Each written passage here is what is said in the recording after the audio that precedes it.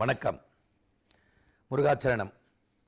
எல்லாம் வல்ல ஈசானம் தத்புருஷம் அகோரம் வாமதேயம் சத்யோஜாதம் அதோமுகம் என்று சொல்லக்கூடிய 6 திருமுகங்கள், அருவமும் உருவமாகி அனாதியாய் பலவாய் ஒன்றாய் பிரம்மமாய் நின்ற ஜோதி பிழம்பு, அது ஒரு மேனியாகி கருணை கூர் முகங்களாரும் கரங்கள் 12 கொண்டு ஒரு திரு முருகன் வந்து ஆங்கு உதித்தனன் உலகம் உய்ய என்பார் கச்சியப்பர். அப்படிப்பட்ட முருகப்பெருமானுடைய அன்பையும் அருளையும் ஆன்மீகம் என்னும் ஊடகத்தின் வழியாக இவ்வுலகத்திற்கு அன்று முதல் இன்று வரை வழங்கி வரும் இந்து சமயமானது சைவம், வைணவம், காணாபத்தியம், கௌமாரம், சாக்தம், சௌரம் என்று சொல்லக்கூடிய 6 பிரிவுகளை உடையதாக இருக்கின்றது.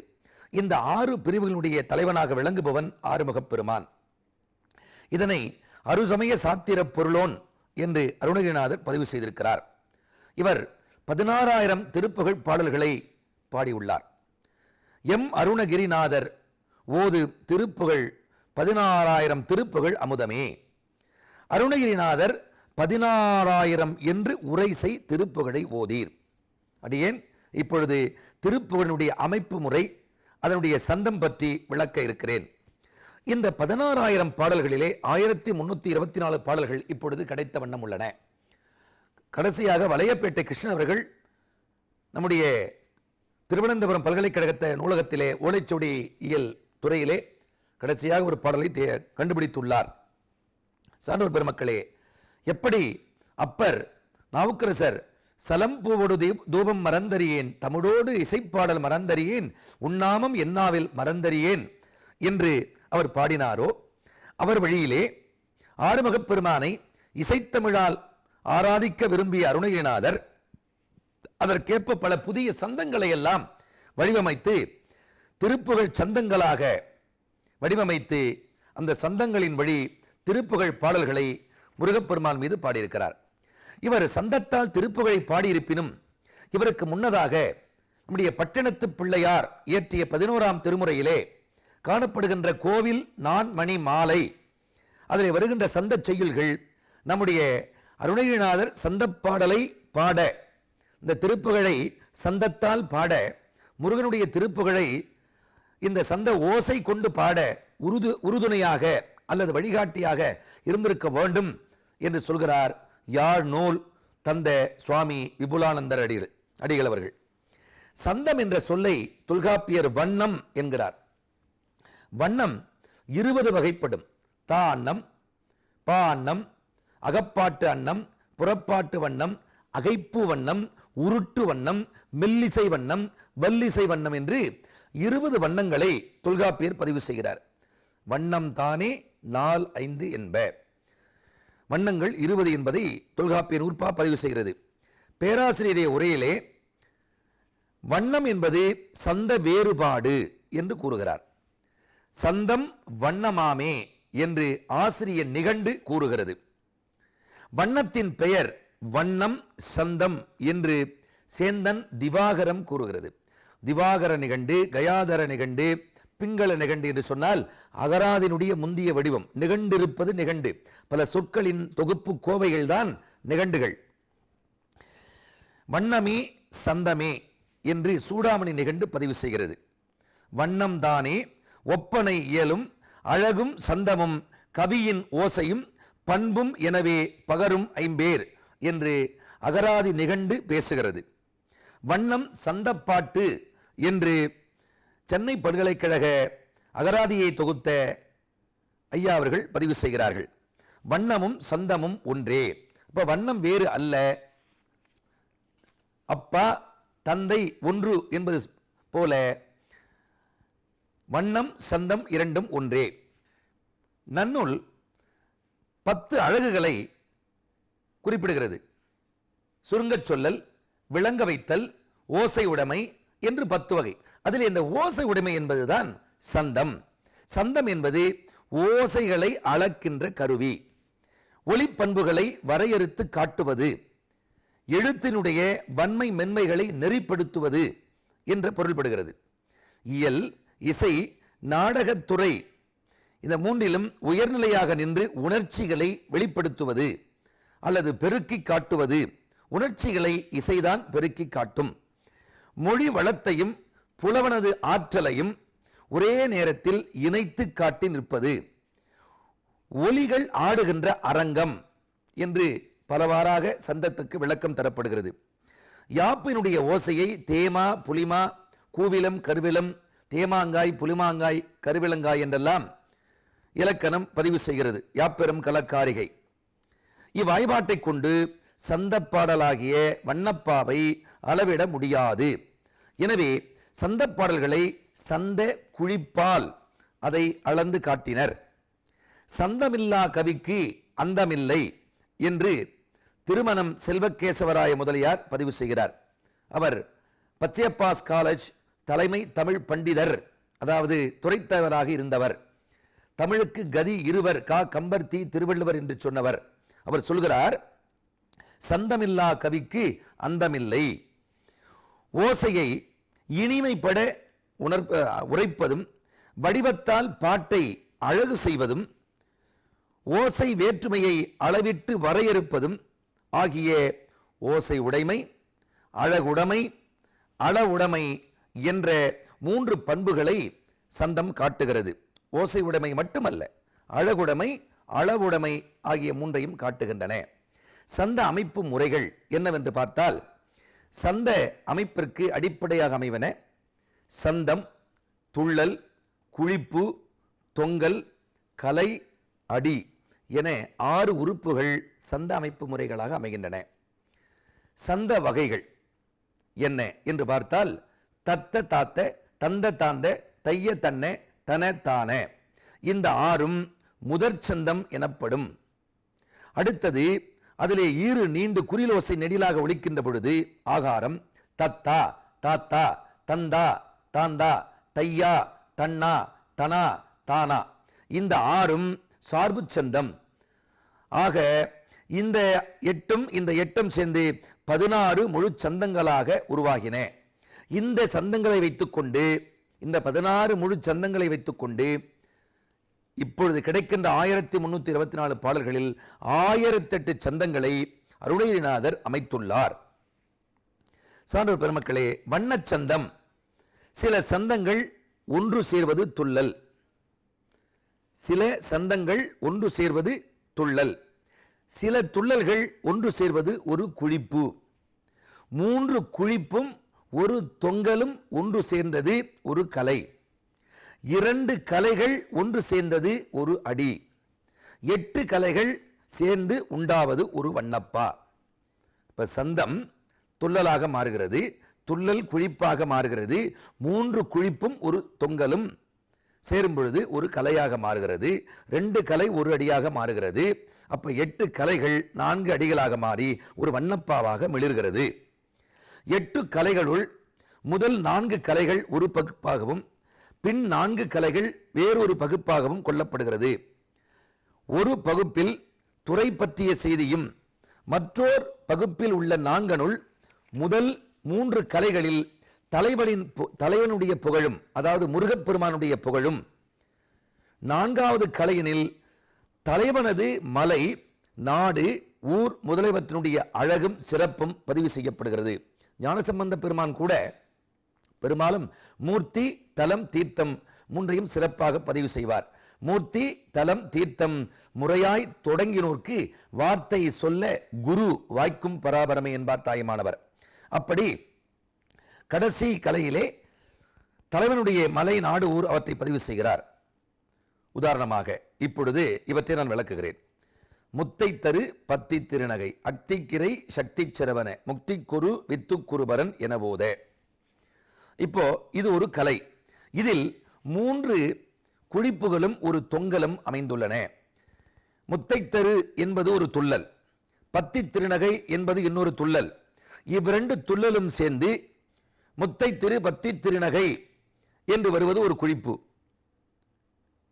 முத்தை திரு பத்தி திருநகை ஒரு குழிப்பு, அக்திக்கிரை சக்தி செரவன் ஒரு குழிப்பு, 3வது ஒரு குழிப்பு. இது என ஓத என்பது தொங்கல். ஆக 3 குழிப்புகளும் ஒரு தொங்கலும் சேர்ந்து ஒரு கலை உண்டாகிறது. இந்த கலையினை 8ஆக பிரித்து 2 கலை சேர்ந்தது ஒரு அடியாக அமைத்து ஒரு வண்ணச்சந்தப்பா உருவாகிறது. அப்ப 8 கலைகளும் அல்லது 4 அடிகளோ கொண்டது ஒரு வண்ணப்பா. அது சிறிய பாடலானாலும் பெரிய பாடலானாலும் அவர் இப்படித்தான்: பிறவி அலையாற்றில் புகுதாதே, பிறகிருதி மாற்றமுற்றலையாதே, உருது குரு வாக்கிய பொருளாலே, உனதுபத காட்சியை தருவாயே, அருசமய சாத்திர பொருளோனே, அறிவுள் அறிவார் குணக் கடலோனே, குருமுனிவன் ஏத்துமுத் தமிழோனே, குமரகுரு கார்த்திக பெருமாளே. முதல் கலையில் போடுகின்ற சந்தம் தத்தத்தன தத்தத்தனதன தத்தத்தன தத்தத்தனதன தத்தத்தன தத்தத்தனதன தத்தத்தன தத்தத்தனதன தனதானே என்றுதான் அந்த சந்தத்தை. இப்படி அந்த சந்த ஓசையை, அந்த வண்ணப்பாவின் வடிவத்தை நாம் தெரிந்து கொண்டால் அருணகிரிநாதனுடைய அனைத்து பாடல்களும் மேற்கொண்ட முறையிலே அமைந்திருப்பது குறிப்பிடத்தக்கது. அது மட்டுமல்ல, மொத்த பாடல்கள் 1324. அதிலே சந்த வேறுபாடுகள் 1008. முதற் சந்த வகை 6, தொடர் சந்த வகை 128, கலப்பு சந்த வகை 874 என 1008 சந்த வகைகளை அவர் அமைத்திருக்கிறார். இப்ப ஏன் திருப்புகழ் கடினமாக இருக்கிறது அதை விளக்கி விடுகிறேன். சந்தத்தை பிரித்து பார்த்தால் உங்களுக்கு சந்தம் சொந்தமாகும். கந்தனை வந்தனை செய்தால் சந்தம் சொந்தமாகும். அதனால் தானே சொல்லில் உயர்வு தமிழ் சொல்லே, அதை தொழுது படித்தடி பாப்பா என்று பாரதி சொன்னார். இதிலே இப்போ ஒரு எடுத்துக்காட்டு தருகிறேன். இப்போ ஒரு பாட்டு பாடுறேன், அது புரியாது. ஏன் புரியாது? சந்தத்தோடு இருக்கிறது. சந்தத்தை பிரித்தால் திருக்குறளை விட எளிமையாக நமக்கு விளங்கும். தொந்தி சரிய மயிரே வெளிர நிறை தந்த மசைய முதுகே வளைய இதை தொங்க உருகை தடிமேல் வரமகளிர் நகையாடி தொண்டு கிழவன் இவன் யார் என இருமல் கின்கின் எனும் முறையே துஞ்சு குருடு படவே செவிடுபடு செவியாகி. இது விளக்கம் புரியாது. இப்ப பாருங்க, இதனுடைய சந்தம் பாருங்க.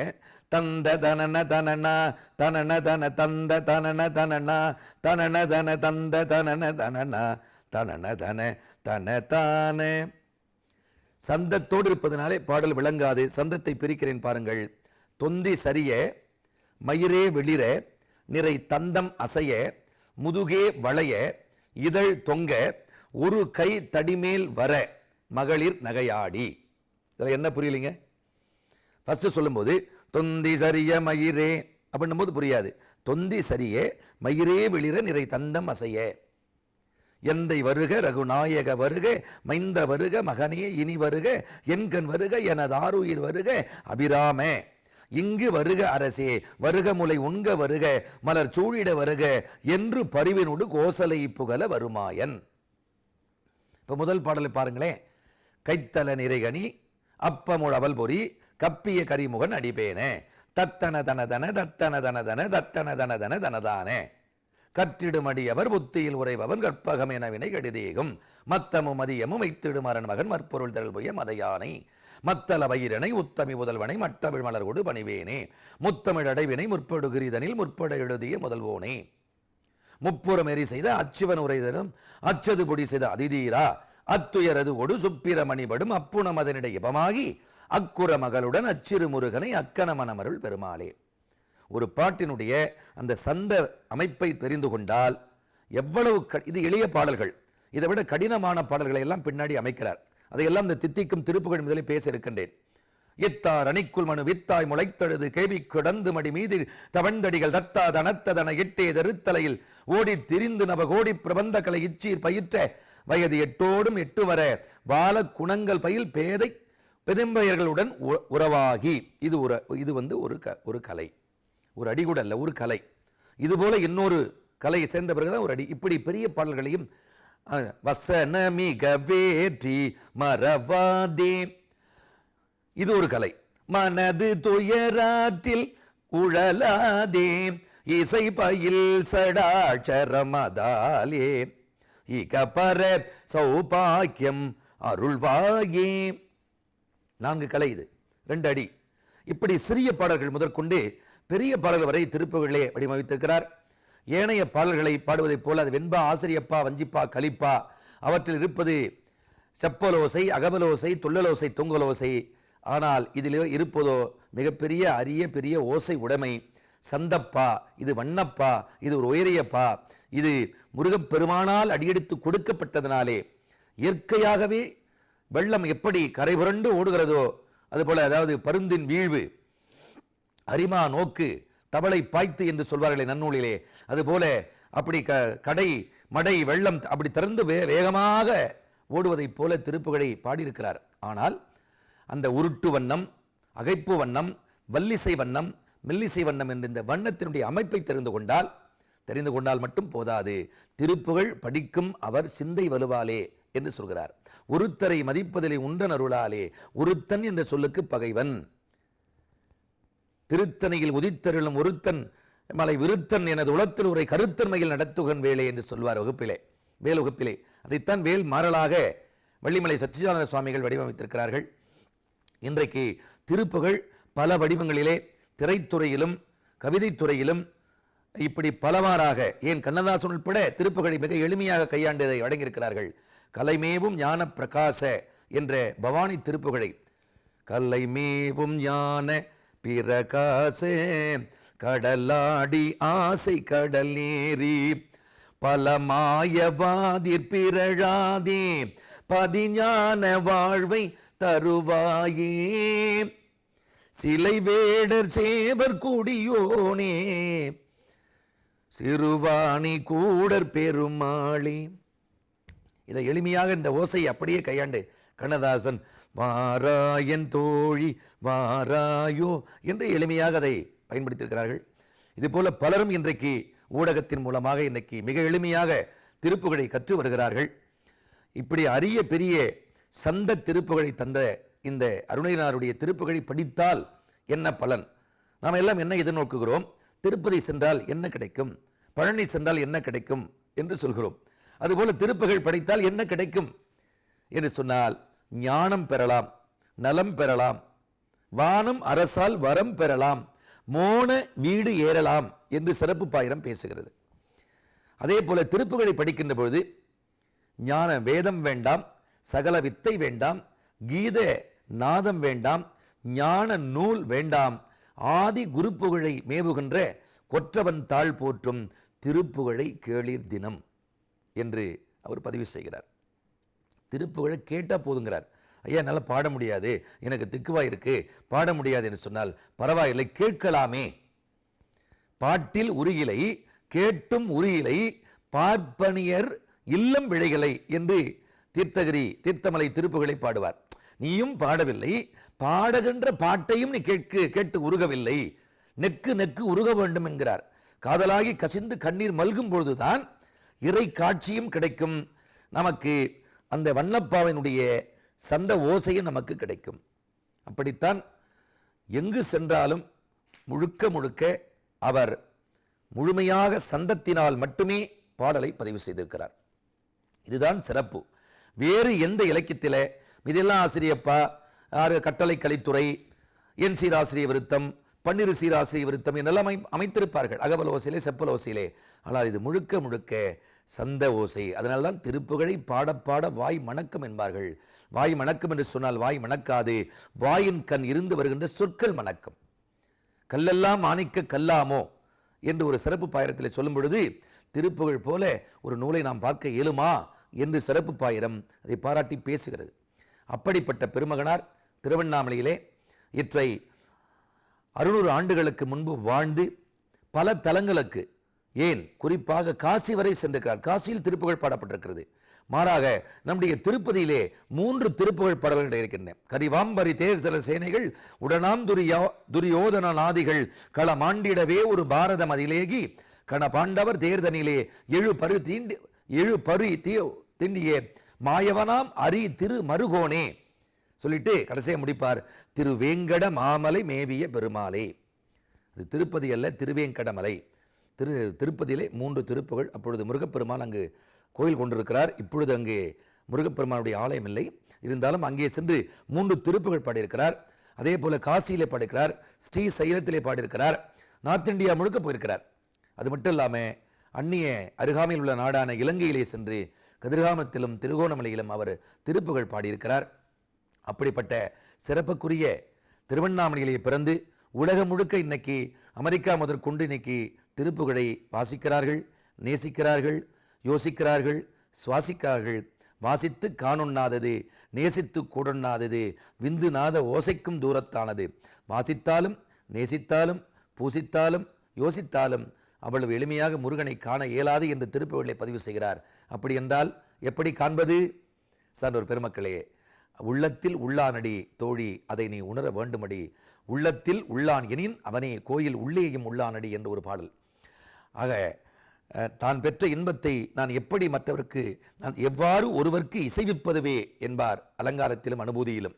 பெரும் பைம்புணத்தினுள் சிற்றேனல் காக்கின்ற பேதை கொங்கை விரும்பும் குமரனை மெய் அன்பினால். அப்ப பொய் அன்பு என்று ஒன்று இருக்கிறது.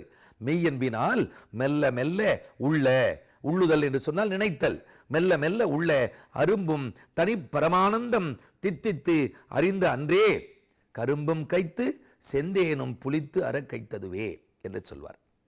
அதாவது உண்மையான பக்தி என்று சொன்னால் கரும்பு கசக்கணும் தேனு புளிக்கணும் என்று சொன்னால் இதுதான் உண்மையான பக்தியாக அவர் காட்டுகிறார்.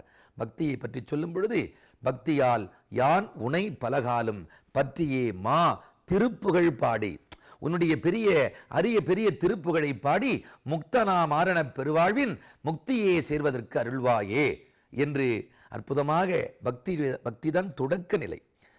அதனால்தான் முக்தி நெறி அறியாத மூர்க்கரோடு முயல்வேனை பக்தி நெறி அறிவித்து பல வினைகள் பாடுவண்ணம் சித்தமலம் அறிவித்து சிவமாக்கி இணையாண்ட அந்த அத்தன் எனக்கு அருளியவாறு யார் பெறுவார் அச்சோவை என்று அச்சோக பத்திலே மாணிக்க வாசகர் பதிவு செய்தார். அதனால் அந்த முக்தி நெறியினை பக்தியின் மூலமாக நாம் பெற்று தெளிவான ஞானத்தை பெற வேண்டும். இந்த நூல்களெல்லாம் இளைஞனுடைய உள்ளத்திலே போய் சேரும் பொழுது அவருடைய நடை உடை பாவனை ஒழுக்கம் உணவு முறை உறவு முறை உணர்வு முறை இது எல்லாம் மாறும். ஏன் சுனாமி வந்தது, ஏன் இவையெல்லாம் வந்தது சொல்வார்கள். அன்று வந்தது சூரபத்மன் திருச்செந்தூரிலே, அவனும் கடலுக்குள் ஓடி ஒளிந்தான். இப்பொழுது வந்தாலும் சுனாமி என்ற அரக்க அலை இதுவும் உள்ளே சென்று ஓடி எழுந்தது. அங்கே நீ சென்று பார்த்தால் திருச்செந்தூரிலே சுனாமியை வென்ற சுப்பிரமணிய சுவாமி என்று அங்கே படம் வைத்திருப்பார்கள். ஆகையினாலே தீய சக்திகள் இது போன்ற உயரிய பாடல்களை நம்ம பாடும் பொழுது விலகும். அதனாலே வாழ்க்கை என்றாலே சிறப்பான பாதையிலே பயணிக்கும். எனவே திருப்புகளுடைய அமைப்பு முறையை சுருக்கமாக அடியேன் எடுத்துரைத்தேன். இது விரிவாக பேச வேண்டிய ஒன்று. இருப்பினும் இந்த சுருக்கம் இதுவே நமக்கு கிடைத்த நல்ல ஒரு நெருக்கம். இதை உருக்கத்தோடு முருகனை நம்ம வணங்குகின்ற பொழுது அந்த சந்தப்பா நமக்கு சொந்தப்பாவாக மாறும் என்று கூறி முருகனை வணங்கி விடைபெறுகிறேன். நன்றி, வணக்கம்.